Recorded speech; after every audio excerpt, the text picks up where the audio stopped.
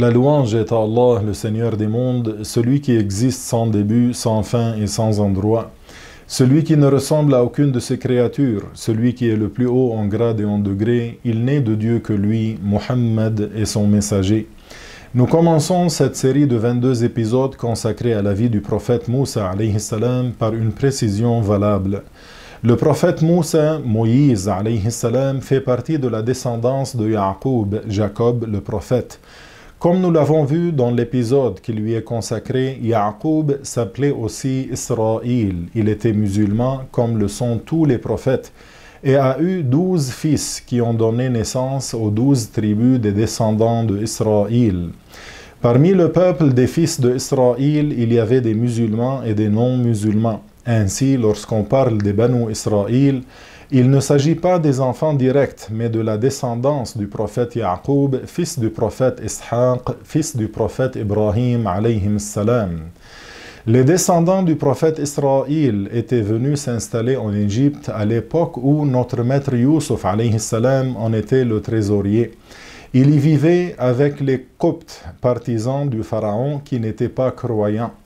Les pharaons régnaient sur le peuple d'Israël, leur faisaient subir des injustices, égorgeant leurs fils, forçant leurs femmes à les servir et réduisant les hommes en esclavage. Ils les humiliaient et les forçaient à travailler pour eux.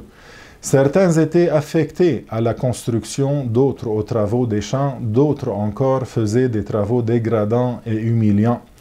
Quant à ceux qui étaient incapables de travailler, il exigeait d'eux une jizya, un impôt de capitation. Cette situation a duré jusqu'à ce que Allah leur envoie Moussa alayhi salam comme messager. C'était une miséricorde pour le peuple d'Israël puisqu'il leur permettrait de se libérer de l'injustice des pharaons.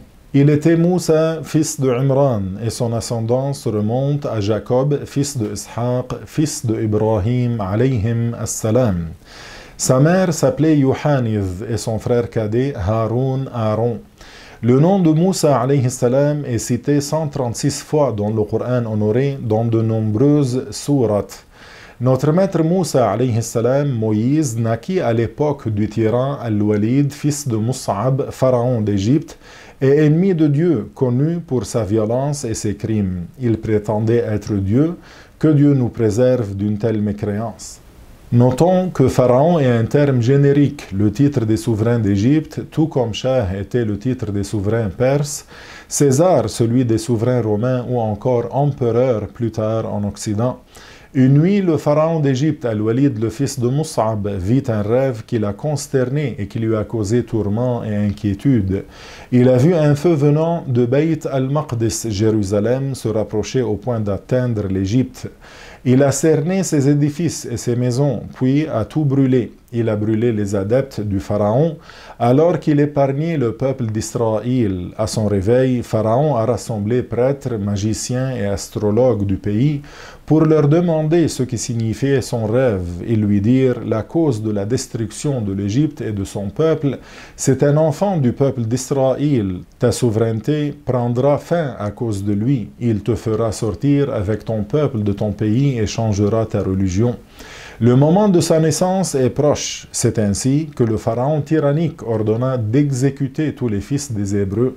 Quant aux filles, elles étaient épargnées pour pouvoir les servir. Pharaon ordonna d'exécuter tous les garçons de son époque, mais aussi ceux qui naîtraient après. Ces ignobles soldats se mirent donc à persécuter les femmes enceintes du peuple d'Israël au point qu'elles avortaient de crainte des tortures et des sévices qu'ils leur faisaient subir. Mais un grand nombre de vieux Israélites étaient décédés. Les notables et les chefs coptes sont venus le voir en lui disant « Les Hébreux vieillissent et tu tues les jeunes. Il se peut qu'on soit amenés à devoir travailler nous-mêmes. » Le pharaon décida donc de tuer les garçons une année sur deux pour ne pas exterminer entièrement ce peuple que Pharaon avait réduit en esclavage. Chers bien-aimés, ici s'achève le premier épisode de cette série consacrée au prophète Moïse alayhi salam. Pour savoir comment il a été sauvé du massacre, écoutez le suivant. Suivez-nous donc et à bientôt.